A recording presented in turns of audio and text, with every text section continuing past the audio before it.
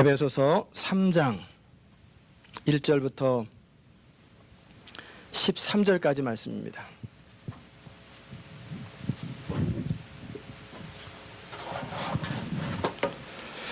신약 제가 가진 성경은 312면에 있습니다. 에베소서 3장 1절에서 13절까지 말씀, 제가 한 절 여러분이 한 절 함께 교독하도록 하겠습니다.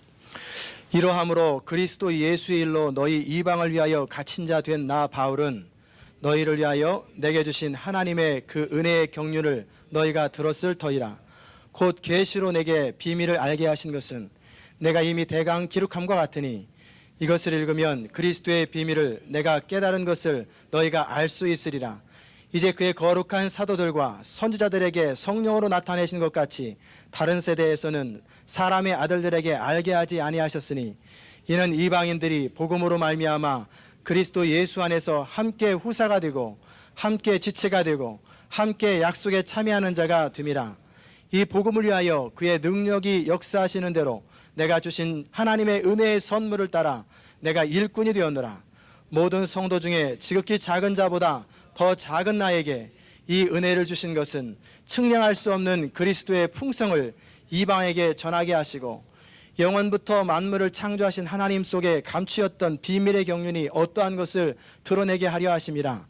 이는 이제 교회로 말미암아 하늘에서 정사와 권세들에게 하나님의 각종 지혜를 알게 하려 하심이니 곧 영원부터 우리 주 그리스도 예수 안에서 예정하신 뜻대로 하신 것이라. 우리가 그 안에서 그를 믿음으로 말미암아 담대함과 하나님께 당당히 나아감을 얻느니라. 그러므로 너희에게 구하노니 너희를 위한 나의 여러 환난에 대하여 낙심치 말라. 이는 너희의 영광이니라. 아멘.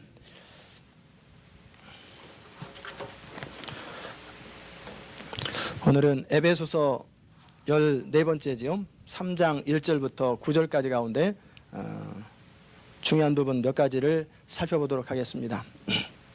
사도 바울은 지금 바로 로마 감옥에 갇혀서 편지를 쓰고 있는 거예요. 일평생 하나님의 영광을 위해서 믿음으로 최선을 다했던 그의 삶이 머리 하얀 노후에 감옥에 갇혀서 추위에 떨면서 이제 내 두꺼운 옷을 가져오라. 그리고 외로우니까 책도 가져오고 속히 누가도 오고 마가도 와서 나 좀 위로해라. 이 초라한 노후를 맞이하면서 그의 인생이 쓸쓸하고 초라하고 돌아보면서 내가 뭐하다가 이렇게 돼가지고 여태 이 황량한 노후를 맞이하나 그렇게 생각할 수 있는데 전혀 그렇지 않다고 그랬잖아요. 기뻐하고 즐거워하고 감격스럽고 영광스러워하면서 빌립보 교인들을 향해서 에베소 교인들을 향해서 나를 위해서 걱정하지 말고 나는 그리스도 예수의 일로 이곳에 잡혀있다. 기뻐하고 또 기뻐하라. 너희 관용을 모든 사람에게 알게 하라. 그렇게 사도 바울이 말한 이유가 무엇인지를 우리 지난주에 살펴봤습니다. 하나님의 은혜의 경륜을 따라서 자신이 하나님의 사도가 되었다고 하는 그 사실, 그래서 이방인 그리고 바로 에베소 교인들, 빌립보 교인들, 바로 우리 시온 인터내셔널 교인들, 유대인이 아닌 모든 전 세계에 흩어진 이방인들을 향한 사도로서 부름받았다고 하는 사실에 대한 영광스러움 때문에 그가 많은 고난을 당하고 핍박을 당하고 그랬지만 그것 자체를 특권으로 여기고 나는 그리스도의 흔적을 가졌다. 내 몸에는 그리스도의 흔적이 있다. 그렇게 고백하고 자랑스러워하는 거예요. 바울이 지금 로마 감옥에 갇혀있는 이유는 바로 이 에베소 교인들, 너희 때문에 그렇다. 너네들이 잘못해서가 아니라 너희를 위하여 하나님의 경륜을 따라 내가 사도가 되었고 그로 인해서 복음을 전하다가 내가 이렇게 감옥에 갇힌 것이다. 나는 이것을 기뻐한다. 에베소 교인들을 구원하시기 위한 하나님의 계획은 예수님이 십자가에 달려 돌아가시고 부활하시고 교회가 시작되고 그 이후에 결정된 것이 아니에요. 바로 창세전에 하나님의 예정과 섭리에 따라서 이미 결정하신 것이고 그것이 때에 찬 경륜에 따라서 하나씩 하나씩 이루어져 가는 거예요. 여러분이 이 시간 주님 앞에 나와서 하나님의 자녀된 특권을 누리는 것은 어느 날 여러분이 예수 믿기로 결정을 하고 어느 세미나에서 어느 부흥 집회에서 손을 들고 결심합니다. 그때서부터 여러분이 주님께 돌아온 게 아니에요. 우리는 겉으로 볼 때는 그렇지만 우리를 이미 아시고 우리 창세전에 우리를 예정하신 하나님의 특별한 섭리에 의해서 우리가 하나님의 자녀가 되었다는 거예요. 우리는 우연히 태어난 것도 아니고 우연히 존재하는 것도 아니고 우연히 예수 믿은 게 아니에요. 모든 것이 하나님의 특권이요 선물이요 은혜라는 거예요. 이것을 바울은 자랑스러워하고 기뻐하고 그 은혜의 경륜에 내가 사도로 쓰임받고 있다. 내가 그 일에 쓰임받고 있다. 그러므로 나의 인생은 값있고 소중하다 그러는 거예요. 세례 요한이라는 사람이 어느 날 감옥에 갇혀서 자신의 인생을 돌아봤어요. 예수님보다 6개월 먼저 태어나서 광야 생활하다가 들판에서 메뚜기와 석청을 먹고 가죽 옷을 입고 다니다가 6개월 먼저 회개하라 천국에 가까웠다 외치고 다녔어요. 그래서 400년 동안 선지자가 없던 시대에 벼랑한 선지자가 나타나서 하나님의 말씀을 전하니까 사람들이 구름대같이 모여서 다 세례를 받고 저를 그곳에서 배우고 가르침을 받고 너무너무 인기가 좋았어요. 그런데 6개월이 지난 이후에 예수님이 어느 날 다가오셔서 나에게 세례를 주라. 보니까 어린 양 예수 그리스도예요. 내가 당신에게 세례를 받아야 되는데 어떻게 당신이 나에게 세례를 받는다고 합니까? 허락하라. 그래서 세례를 줬어요. 그때 하늘에서 성령이 비둘기와 같이 예수님의 어깨 위로 내려오시면서 이는 내 사랑하는 아들이다. 너희는 저 말을 들으라. 그러면서부터 예수님이 이제 복음 사역을 시작하시는데 사람들이 다 예수님께로 가요. 자기 제자들도 다 예수님께로 가요.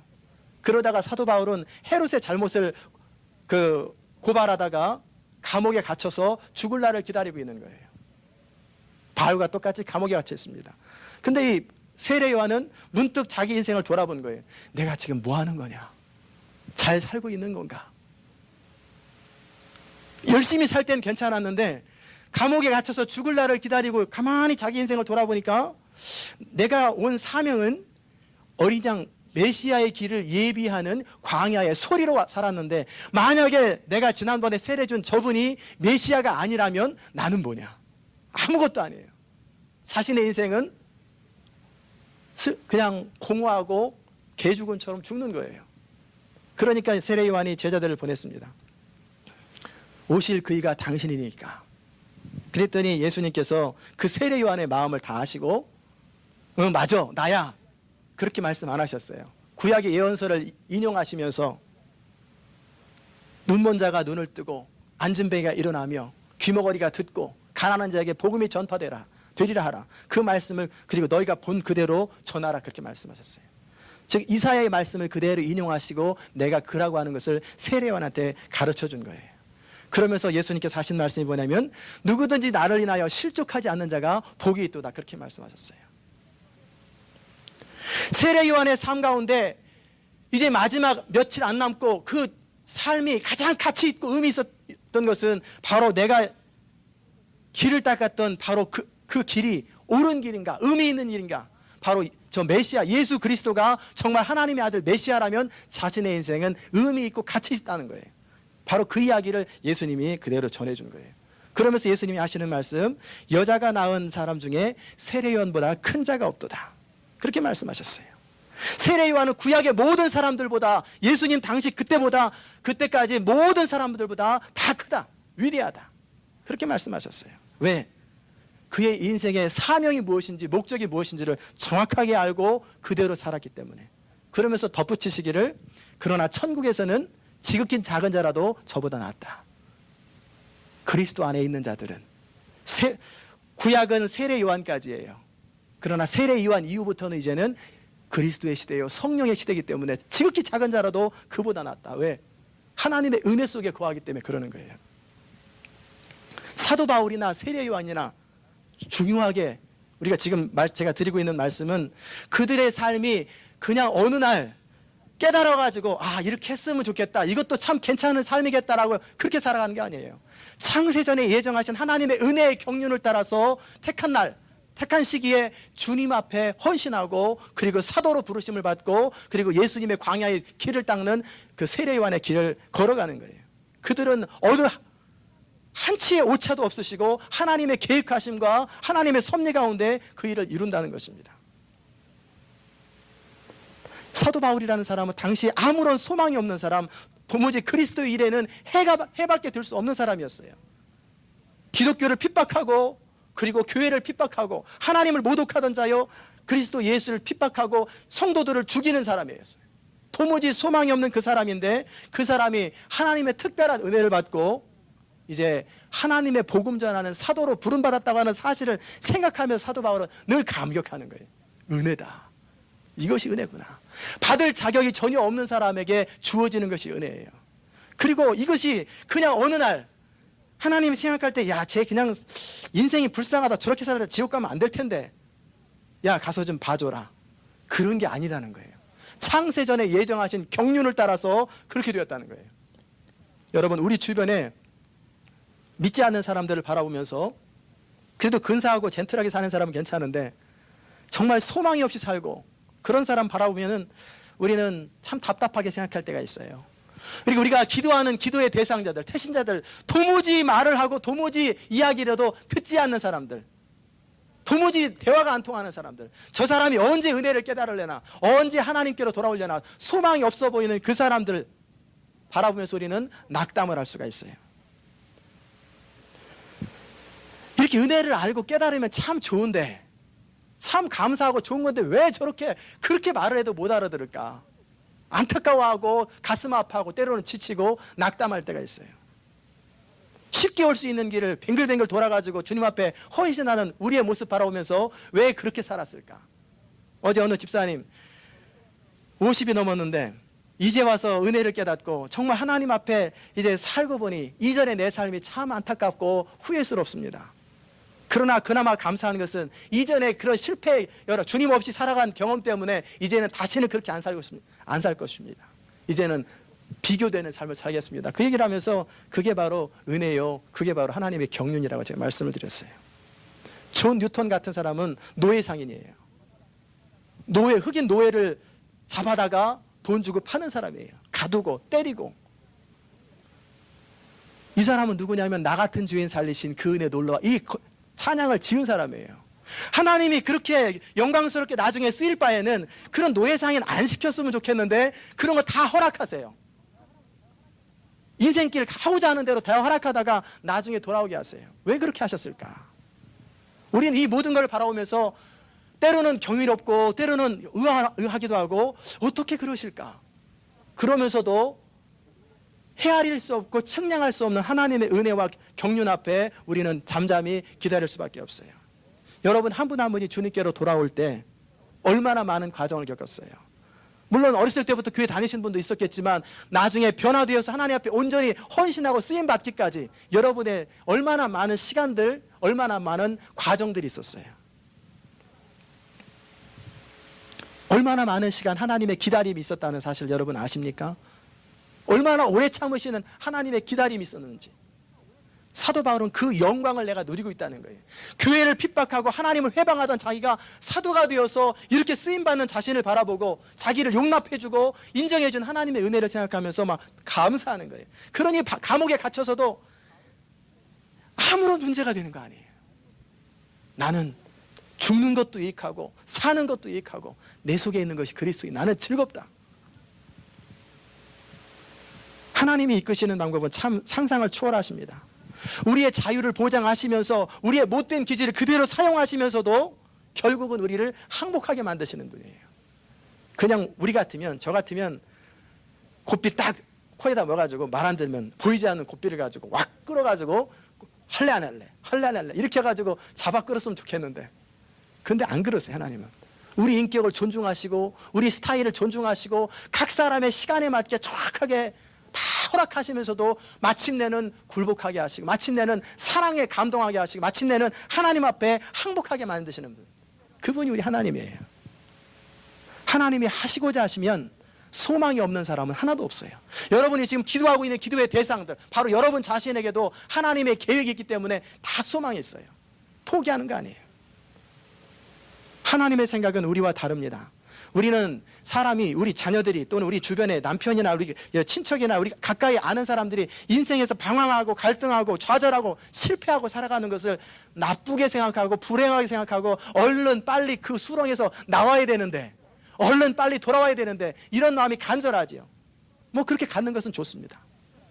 그걸 놓고 기도하는 것은 좋으니까. 그런데 하나님은 그것을 그대로 허락하세요.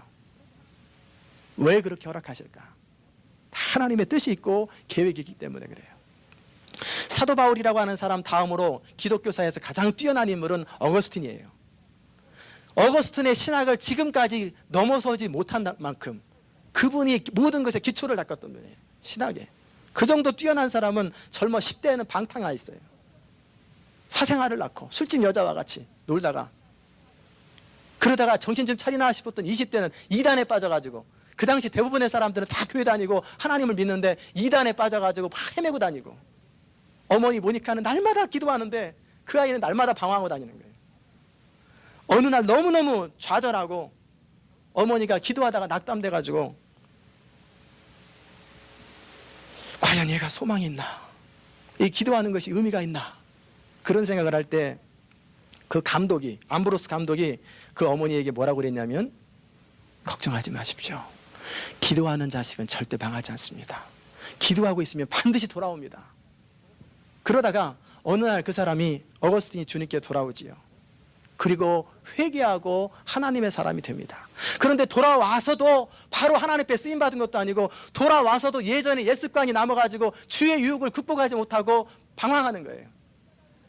진리를 깨닫고 하나님의 은혜를 깨달으면서도 여전히 방황하는 자기 자신을 모습을 보면서 안타까워하는 어거스틴을 바라봐요. 그러다가 어느 날 로마서의 말씀을 듣고 하나님의 말씀을 듣고 나서 변화됐어요. 펴서 읽으라. 펴서 읽으라고 하는 하나님의 말씀을 듣고 나서 그의 인생이 바뀌어진 거예요. 그리고 나서 어거스틴의 삶이 어떻게 바뀌었냐면 이제 은혜만을 의지하는 사람. 자기 자신한테는 더 이상 기댈 것이 없고 붙잡을 것이 없고 소망이 없는 사람으로 확실하게 인정하고 은혜만을 의지하는 사람으로 바뀌었어요. 이것도 해보고 저것도 해보고 다 해보고 방황 다 해봤는데 아무데도 소망이 없더라는 거예요. 결국 하나님밖에는 소망이 없다고 하는 사실을 발견하고 나서 그의 남은 생에는 오직 은혜, 오직 하나님 앞에 헌신하는 일생을 살았던 것입니다. 하나님은 이 어거스틴을 기다리면서 오랫동안 참으신 거예요. 그의 실수와 그의 방황도 그것이 합력하여 선을 이루실 수 있기 때문에 하나님은 기다리시는 거예요. 여러분의 인생 가운데 때로 어려움이 있거나 또는 실패가 있거나 좌절이 있거나 방황이 있거나 여러분이 그토록 기도하고 있는 사람이 아직 주님께로 돌아오지 않은다 할지라도 포기하지 마세요. 하나님의 섭리가 있고 하나님의 때가 있고 하나님의 계획이 있어요. 우리 생각은 착착착 정도를 가는 것이 잘 가는 것 같지만 그렇지 않아요. 하나님의 우리를 인도하시는 그 인도하심이 최고라는 사실을 여러분이 믿으시기 바랍니다. 두 번째 우리가 이 3장에서 살펴볼 것은 계시로 내게 알게 하신 것은 그 내용이에요. 하나님의 말씀을 깨닫는 것은 철저하게 하나님의 계시입니다. 성령의 감동이 있어야 하나님의 말씀은 깨달아지는 거예요. 그냥 우리 지성으로 똑똑한 지성으로 생각하면 그저 좋은 얘기구나. 맞아. 이렇게 살면 좋지. 근데 이게 되나? 이 정도가 다예요. 저 목사님 선포하는 메시지를 들어보면 저렇게 살면 참 좋긴 한 것 같은데 뭔가 세상을 잘 모르시는 것 같아. 저게 되나? 이렇게밖에 생각이 안 되는 거예요. 그래서 복음을 예수 그리스도를 비밀이라고 그러는 거예요. 비밀. 감추었던 것. 그럼에도 불구하고 분명한 것. 분명하게 모든 사람에게 보여줬는데 나타내고 선포되었는데도 불구하고 성령의 계시가 없이는 깨달아지지 않는 것이 비밀이요 그리스도예요. 이 지혜는 이 세대의 관원이 하나도 알지 못하였나니 만약 알았다면 영광의 주를 십자가에 못 박지 아니하였으리라. 기록된 바 하나님의 자기를 사랑하는 자들에게 예비하신 모든 것은 눈으로 보지도 못하고 귀로 듣지도 못한다. 그렇게 말씀하셨어요. 오직 하나님의 성령으로 이것을 우리에게 보이셨나니 성령은 모든 것 곧 하나님의 깊은 것이라도 통달하시느니라. 참으로 중요한 부분입니다. 우리가 날마다 말씀을 묵상하기 위해서 성경을 펴니다. 그런데 어떤 사람은 그 성령을 통해서 말씀을 통해서 하나님의 음성을 듣는 사람이 있어요. 내 인생을 향한 내 구체적인 의사결정을 향한 하나님의 음성을 듣고 깨닫는 사람이 있어요. 그런데 어떤 사람은 그냥 좋은 말씀, 교훈 정도 깨닫는 사람이 있어요. 설교자로 소명받은 자가 하나님 말씀을 준비함에도 마찬가지예요. 어떤 사람은 영감 있는 하나님 말씀을 전하는데 어떤 사람은 그렇게 못하는 사람이 있어요. 왜 그렇습니까? 성령의 계시로만 말씀을 깨달을 수 있다고 하는 사실을 알면서도 분명히 머리로는 아는데 그것이 안 되는 거예요. 하나님은 철저하게 하나님을 의지하고 신뢰하고 엎드리는 사람을 통해서 하나님의 뜻을 이루세요. 하나님의 말씀을 철저하게 조명해 주셔야 돼요. 하나님이 깨닫게 하시고 보여주셔야 하나님의 말씀이 선포되고 이해가 되고 그것이 능력으로 발휘되는 거예요. 아무리 청산유수와 같이 말을 잘해도 참 말 잘한다, 그게 다예요. 말 잘해서 뭐 할 거예요? 변호사가 더 말 잘하죠. 운동가는 말 더 잘해요. 그러나 능력이 임하려면 하나님의 성령이 함께하고 기름 부음이 있어야 되고, 그리고 성령께서 깨닫게 하시는 것이 있고 조명하시는 게 있어야 돼요. 그렇지 않으면 그냥 윤리적이고 도덕적인 얘기로 끝나요. 그런 말씀을 통해서 지식이 자랄는지는 몰라도 삶의 변화는 없어요. 그리스도를 향한 헌신도 안 생기고 감격은 없어요. 감동적인 예화를 듣고 감동을 받을 뿐이죠. 또 말씀을 듣는 사람도 마찬가지예요. 그냥 와서 앉아 있는다고 다 하나님의 임재가 임하고 하나님의 감동이 전해지는 게 아니에요. 사슴이 시냇물을 찾아 갈급함같이 그렇게 간절히 말씀을 사모하는 사람에 한해서 하나님의 음성이 들리고 하나님의 임재가 나타나는 거예요. 똑같은 예배를 드려도 예배의 깊이가 다 달라요. 다 다른 거예요. 묵상을 할 때도 정말 그 정도 간절함을 가지고 말씀을 보고 또 보고, 오늘은 특별한 말씀이 없는가 보다, 덮어. 그 다음날도 별 내용이 없네, 덮어. 이러면 맨날 큐티를 맨날 해도 하나도 안 다가와요. 그냥 이런 내용 정리만 돼요.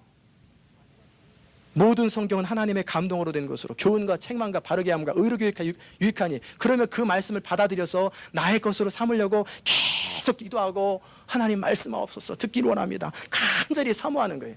그러면 한 절 가지고도 엄청난 하나님의 역사들이 있어요. 사도행전 1장 8절 한 절 가지고 어느 신학교에서 600명이 큐티를 했는데 600가지가 다른 인사이트가 나왔다는 거예요. 하나님의 말씀은 우리가 엎드리는 만큼, 사모하는 만큼 깊이가 있어요. 기도를 해도 마찬가지예요. 열심히 한다고 해서 하나님이 다 되는 거 아니에요. 해주는 거 아니에요. 봉사도 일도. 하나님이 돕지 아니하시면 전 소망이 없습니다. 주님이 아니면 저는 안 됩니다라고 하는 그 절박한 자세가 있어야 그 중심을 하나님이 보세요. 그냥 매일 나와서 엎드리고 뭐 이것도 하고 저것도 하고 그런 거 아니에요. 정말 하나님 앞에 절박하고 주님 없으면 소망이 없습니다. 천도에 의지 없어서 손 들고 옵니다. 주 나를 박대하시면 나는 갈 곳이 없습니다. 주님 나를 불쌍히 여겼어. 이런 사람들에게 하나님이 응답하세요. 그 태도가 그렇게 중요한 거예요. 하나님은 겸손한 자에게 은혜를 베푸시고 간절히 찾는 자에게 만나주세요. 사도 바울은 그토록 성경을 읽고 암송하고 가르쳤지만 깨닫지 못했어요. 그리고 영광의 주를 십자가에 못 박고 복음을 회방한 사람이었어요. 그런데 어느 날 다메섹 도상에서 하나님의 계시가 임하고 하나님의 조명이, 성령의 조명이 있자마자 그의 삶이 달라지는 거예요.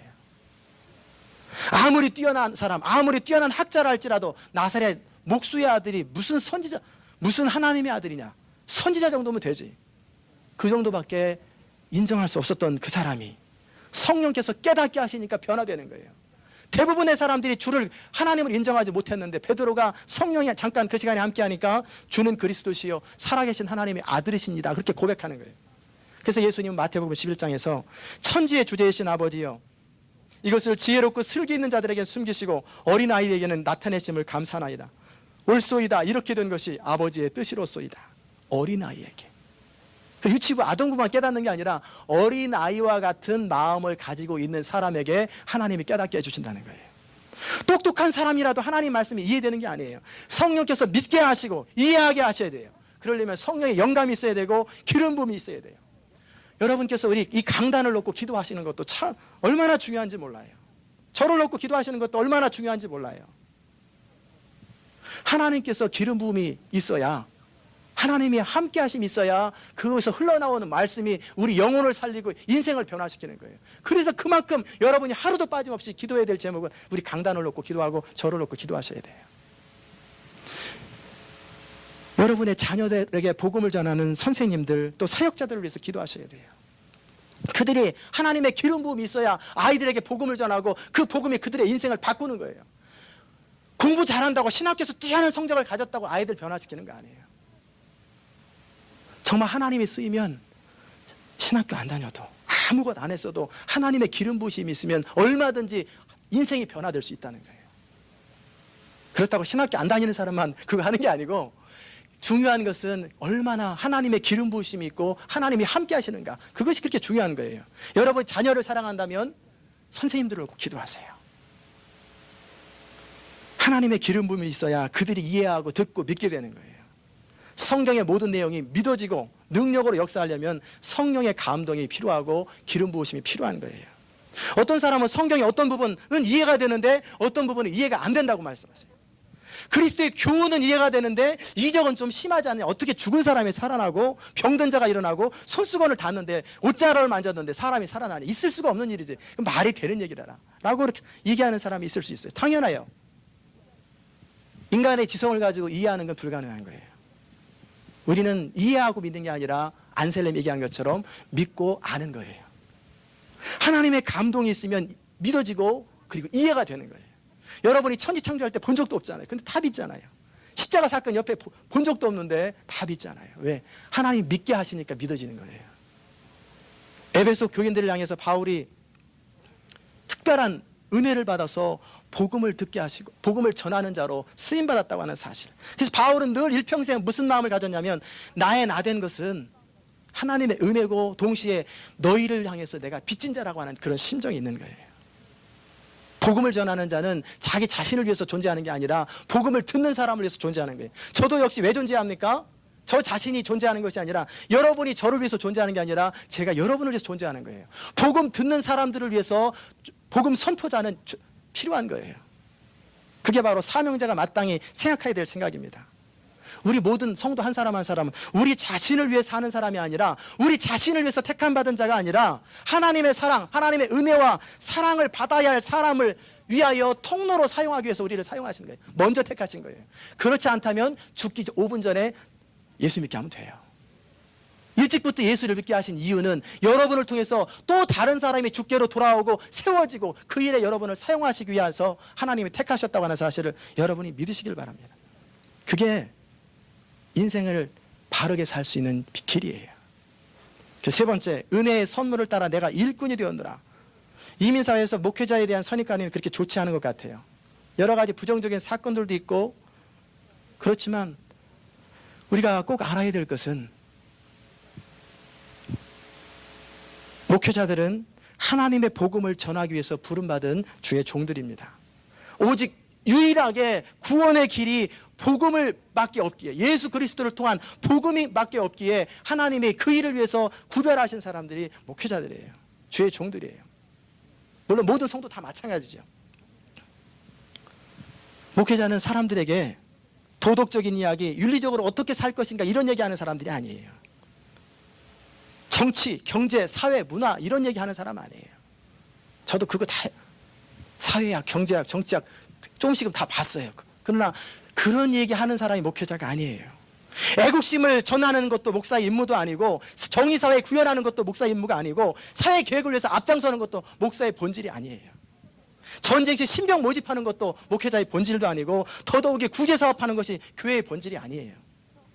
복음을 위해서 필요하기 때문에 그 모든 것들을 감당하는 거예요. 구제를 위한 구제는 의미 없는 거예요. 그래서 사회가 하도 돼요. 교회는 예언자적인 그 하나님의 말씀을 선포하고 주의 종들은 그 일을 하는 거예요. 어느덧 목회자들이 예언자적인 일을 등한히 하고 도덕과 윤리의 선생이 될 때 교회는 힘을 잃고 성령의 역사는 사라지고 기독교의 메시지는 약해지는 거예요. 기독교의 핵심은 그리스도의 교훈이 아니라 복음, 그리스도 자신이라는 사실을 우리가 잊지 말아야 돼요. 그리스도를 떠나서는 아무것도 아니에요. 너희가 나를 떠나서는 아무것도 할 수 없다고 하신 것이 바로 예수님이 하신 말씀이에요. 오직 예수 그리스도를 전하는 것, 예수 그리스도의 십자가의 복음을 전하는 것이 목회자의 사명이고 여러분의 사명이에요. 이를 위해서 서로 기도하고 말씀을 묵상하고 성도들이 복음 안에서 바로 서도록 양육하고 지도하는 것이 목회자의 사명인데 이것을 잘못해가지고 엉뚱한 일을 하면서 시간을 다 보내요. 그것은 뭐가 심히 오해되는 거예요. 목회자가 성도를 최고로 섬길 수 있는 방법이 뭡니까? 말씀 준비 잘하고 말씀으로 잘 양육하는 거예요. 이민 서류 해주고 뭐 이삿짐 도와주고 이거 하는 게 목회자의 업무가 아니에요. 시간이 남고 한가할 때 그렇게 할 수 있어요. 얼마든지 할 수 있어요. 그러나 그 최고의 섬김은 성도들이 영혼이 깨일 수 있도록 말씀 앞에 최선을 다하고 기도하면서 하나님의 말씀을 온전히 선포하는 게 이게 최고의 일이에요. 그 일에 타협하다 보면 어느 순간에 프로그램과 사람들 서비스하면서 사람들 비유 맞추다가 그러다 보니까 어느 순간에 권위가 다 떨어지는 거예요. 목회자는 목회자 나름대로 사명에 충실하고 성도는 그 복음을 전한 일에 헌신한 사람들을 위해서 기도하고 소중히 여겨야 돼요. 서로가 서로를 소중히 여겨야 돼요. 왜 그렇습니까? 하나님의 복음을 위해서 그런 거예요. 사도 바울이 이 복음에 대한 엄청난 특권과 자부심을 가졌어요. 왜냐하면 최고의 소식이요, 최고의 사명이요, 유일한 길이기 때문에. 다른 모든 사람에게 해줄 수 있는 우리가 최고의 선물은 예수 그리스도를 전하는 거예요. 그것 이상의 더 좋은 선물은 없어요. 최고의 효도는 뭡니까? 믿지 않는 부모가 주님께 돌아오도록 하는 것. 복음을 제시해서 예수님을 영접하고 천국 가게 하는 게 최고의 효도예요. 자동차 안 사줘도 되고 케이크 안 사드려도 돼요. 물론 사드리면 더 좋지요. 그래서 사도 바울은 이 일들을 감당하면서 영광스럽게 생각하고 그 사역을 감당함에 사람의 말과 지혜로 하지 아니하고 오직 성령의 나타남과 계시로 한다. 그 말씀을 하고 있어요. 십자가의 복음 외에는 전하지 않기로 결정을 한 거예요. 이전에 사도 바울은 헬라 철학을 다 통달한 사람이요, 모든 학문에 능통한 사람이에요. 그래서 변론을 해가지고 다 이겼어요. 그랬더니 그들이 죽게 돌아온 게 아니라 안 돌아오고 너 잘났다. 그리고 다 떠나버리는 거예요. 그 사건을 겪고 나서 사도 바울이 내가 십자가 복음 외에는 다시는 전하지 않겠다. 말로 하지 않겠다. 그게 바로 사도 바울의 삶의 특징이에요. 사도 바울에게 왜 그 은혜를 주셨습니까? 그리스도의 풍성함을 전하기 위해서예요. 오직 예수 그리스도만이 비밀 중에 비밀이요, 모든 풍성함이 그리스도 안에 있기 때문에 그래요. 예수 그리스도만이 여러분의 소망인 것을 믿으시기 바랍니다. 우리의 존재의 근원이요, 그리스도 안에 생명이 있고, 우리 주님은 내가 온 것은, 이 땅에 내려온 것은 양으로, 우리로 생명을 얻게 하고 더 풍성히 얻게 하려 하십니다. 그거 그렇게 말씀하셨어요. 이 생명은 어떤 생명입니까? 영적인 생명이에요. 그리스도로 말미암아 하나님과 화평하고 하나님과 생명을 나누어 누리는 것. 그리하므로 그리스도와 연결되어 있는 사람은 세상의 모든 것이 없어져도 안전한 거예요. 왜? 생명 되신 그분과 연결되어 있기 때문에. 하나님이 창조자시고 그리스도가 창조주시기 때문에 모든 것을 새롭게 하실 수 있어요. 말씀 한마디로 온 세계를 다시 창조하실 수 있는 분이에요. 그러므로 우리가 영원하신 그리스도와 연결되기만 하면, 영원하신 그리스도의 생명과 연결되기만 하면 우리의 인생은 가장 확실하고 안전한 거예요. 그래서 사도 바울은 그리스도를 아는 것이 가장 소중하다. 이를 위해서 나머지 모든 것을 배설물로 여길 만큼 그리스도를 중요하게 생각한다는 거예요. 때로 모욕을 당한다 할지라도 그것을 통해서 그리스도의 순환을 조금이라도 이해할 수 있다면 나는 기뻐하겠다. 때로는 비천에 처한다 할지라도 그것을 통해서 여우도 굴이 있고 공중에 새도 둥지가 있는데 인자는 머리 둘 곳이 없다라고 말씀하셨던 그 주님의 마음을 조금이라도 이해할 수 있다면 나는 비천에 처해도 된다. 때로는 모함을 당하고 모독을 당한다 할지라도 주님은 세리와 죄인의 친구라고 말씀하셨던 그 별명의 의미를 깨달을 수만 있다면 나는 기뻐한다. 사도 바울이 그러는 거예요. 어느 장로님이 지하철에서 전도를 하다가 전도지를 나눠줬어요. 이렇게 나눠주는데 청소하시는 아주머니가 화를 내면서, 사람들이 받아가다 던지니까 아주머니는 계속 주워야 되잖아요. 그래 빗자루를 들고 와서 이 사람들이 지금 나 청소하는 거 안 보여? 그러면서 막 쫓아다니면서 막 때리는 거예요. 이 장로님이 한 대 맞고 나더니 탁 주저앉아가지고 우는 거예요. 눈물을 주르륵 흘리니까 옆에 있던 성도님이, 장로님이 속상해서 우나. 왜 우나? 그래서 왜 우시냐고. 다 전도하다 보면 이럴 수도 있고 저런 일도 생기는 거라고. 마음 푸시라고. 자존심 상해하지 말라고. 그랬더니 장로님 하시는 말씀, 그게 아니라고. 내가 아주머니한테 빗자루로 한 대 맞으면서 문득 생각이 났는데, 내가 평생에 주님을 사랑한다고 하면서 단 한 번이라도 이제까지 주님을 위해서 핍박받아 본 적이 있느냐? 한 번도 없다는 거예요. 주님을 사랑한다고 말을 하면서 눈물을 흘린 적도 없고, 내 인생이 환스러워서 내 인생이 속상해서 운 적은 있지만 주님 때문에 울어본 적도 없고, 뺨 맞아 본 적도 없고, 침뱉음 당한 적도 없고, 모욕 당한 본 적도 없고. 그럼 나는 주님을 사랑한 게 뭐냐? 그러면서 주님 앞에 죄송하기도 하고 지난 세월이 너무너무 안타까워서 눈물을 흘리고 있다고 하는 이야기를 제가 들은 적이 있어요. 여러분, 주님을 위해서 수고를 겪는 것은 축복입니다. 그것을 통해서 주님을 알 수 있다면 그것은 복이에요. 사도 바울은 복음을 전하다 로마 감옥에 갇혀 있어요. 40의 돌을 하나가만매를 3번이나 맞고 돌에 맞아 죽을 뻔해서 사람들이 죽은 줄 알고 갔는데 돌무더기 일으켜가지고 일어나서 또 걸어가고 파손당하고 굶주리고 말할 수 없는 어려움을 겪고 나서 사도 바울의 고백이 뭡니까? 빌립보 3장에 내가 그리스도와 그 부활의 권능과 그 고난의 참여함을 알려하여 그의 죽으심을 본받아 어찌하든지 죽은 자 가운데서 부활에 이르려 하노니. 그게 사도 바울의 고백이에요. 내가 주님과 같이 고난과 주님과 같이 죽음을 겪으면서 주님과 같이 부활을 겪을 수 있다면 나는 그로서 더 기쁘고 영광스러운 일이 없다는 거예요. 주님의 몸된 남은 고난에 내가 지겠다, 고난에 동참하겠다고 하는 것이 사도 바울의 소망이에요. 기쁨이에요. 사도 바울은 예수 그리스도의 길을 그대로 걷기 원했던 거예요. 그래서 감옥에 갇혀서도 기뻐하고 즐거워하고 이 영광스러운 특권과 직분을 주신 하나님께 감사하는 거예요. 여러분이 하나님께서 여러분에게 주신 직분에 대해서 감사하십니까? 하나님께서 여러분을 하나님의 자녀된 특권을 주셨는데 얼마나 감사하십니까?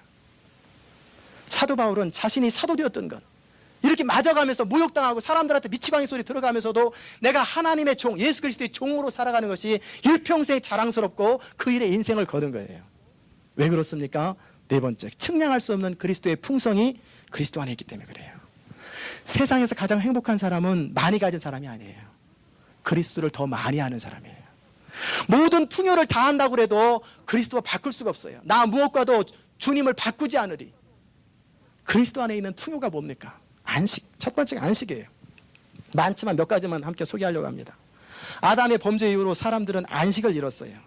죄가 우리를 사로잡는 순간 끊임없는 죄의식이, 또 죄가 우리를 이끌어가기 때문에 뭔가 쫓겨가면 살아요. 날마다 분주하고 바쁘게 인생을 살아가는데 어디로 가는지도 몰라요. 남들 따라서 꽃들에게 희망을 편히 잊어버려 리타우에라고 하는 사람이 쓴 애벌레들이 끊임없이 올라가요. 왜 올라가나 봐. 남들 올라가니까 뭔가 정상에 있을 것 같아서 끊임없이 올라가는데 서로 밟고 누르고 이렇게 하면서 끊임없이 올라갑니다. 그래서 마침내 올라가 보니까 아무것도 없는 거예요. 그러면서 올라간 벌레들이 하는 얘기가, 그래서 비밀로 하자. 저 올라오는 사람들 성의를 생각해서 비밀로 하자. 그나마 소망을 잃으면 쟤네들 살 소망이 없으니까. 그래서 끊임없이 밑에서 올라가고 그래서 뚝 떨어져 죽는 거예요. 그 밟혀 죽고 이래 죽고. 그런데 그 주인공이라고 그래야 돼? 동공이라고 그래야 돼? 모르겠네. 하여튼 동물 애벌레 친구가 자기는 그 일을 포기하고 그냥 가만히 안식하기로 했어요. 그러다 보니까 누에꼬치가 돼가지고 어느 나방이 돼서 날아가는 거예요. 우리가 짓밟고 누르고 사람과 서로 빼앗고 해가지고 경장에서 올라가 봐야 허무해져요. 그런데 그리스도 안에서 안식하고 있다면 애벌레가 나비가 되는 것처럼 우리는 새로운 인생으로 바뀐다는 거예요. 우리 주님은 수고하고 무거운 짐진 자들아 다 내게로 오라. 내가 너희를 쉬게 하리라. 언제까지 그렇게 방황하고 언제까지 분주하게 인생을 살 것이냐. 내 안에 와라. 내가 너를 쉬게 하리라. 주님께서 우리 그로서리에서 세탁소 일 대신 해주겠다는 것이 아니에요. 물론 길을 열어주기도 하고 방법을 제시해주기도 하지만 우리 마음에 쉼을 얻고 삶의 의미를 깨닫고 행복하게 안식을 누리며 살게 해주시겠다는 거예요.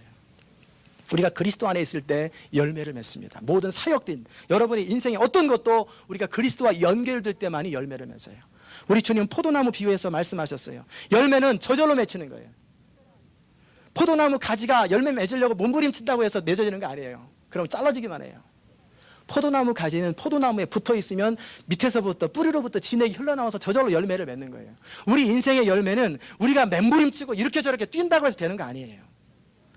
이 비밀을 터득해야 안식을 누리고 열매를 맺고 그리고 풍성한 삶을 살아요.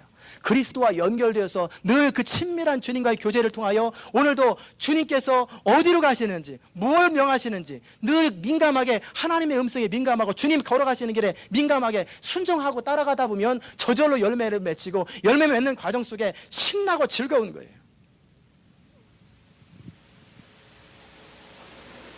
열심히 한들 바리새인 되고 열심히 한들 교회를 핍박하는 사울이 되었어요. 또 죽으라고 열심히 최선을 다한들 사람 죽이고 광야로 도망간 모세가 돼요. 우리에게 열심보다 중요한 것은 관계예요. 주님과 친밀한 관계. 그러면 열매는 저절로 맺히는 거예요. 늘 주님과 연결되어 있으면 우리는 인생의 문제가 쉽고 가벼움이라. 목회도 마찬가지예요. 이리저리 동분서주 뛴다고 목회 되는 거 아니에요. 그렇게 하면 사람들은 혹시 모일 수 있을지 모르겠어요. 이것저것 다 시도하면 사람들은 모일 수 있어요. 그러나 중요한 건 변화가 안 돼요. 그 모인 성도들이 행복한지 않아요. 풍성함을 몰라요. 뭔가 맨날 끌려다니는데 자유가 없고 행복이 없고 기쁨이 없어요. 그러나 주님 안에서 안식을 누리며 여유롭게 주님 앞에 순종하며 살아가는 그런 인생은 바쁠 수 있을지 몰라도 마음은 늘 여유롭고 즐기다 보니까 어느덧 열매는 주렁주렁 맺혀 있는 거예요. 두 번째 풍성함은 평화예요. 우리 주님은 평안을 너에게 끼치노니 곧 나의 평안을 너에게 주노라. 너희는 마음에 근심도 말고 두려워하지도 말라. 우리 주님 안에 진정한 평안이 있습니다. 인생의 핸들을 내가 잡고 있는 한 평안은 없어요. 여러분 인생에 왜 불안하고 왜 염려가 있고 왜 갈등이 있고 왜 방황이 있고 왜 날마다 업앤다운이 있는 줄 아세요?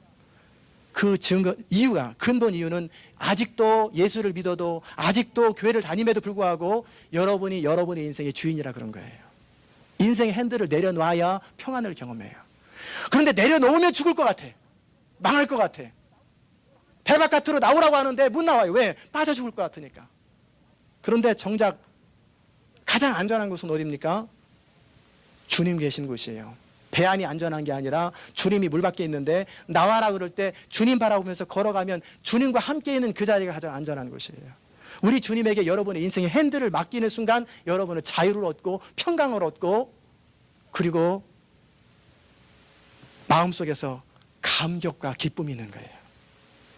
세 번째 기쁨인데 너희가 내 이름으로 아무것도 구하지 아니하였으나 구하라 그리하면 받으리 너희 기쁨이 충만하리라. 우리 주님이 제자에게 하신 말씀이에요. 너희가 세상에서는 비록 환난을 당할 수 있다. 그러나 담대하라. 내가 세상을 이겼다. 우리는 세상 사람들에 의해서 권력 있는 사람들이 돈 있는 사람들에서 세상이 움직이는 것으로 생각하는데 착각입니다. 그렇지 않아요. 세상은 주님의 주권 가운데 있고 주님의 손 안에 있어요. 낮추기도 하시고 높이기도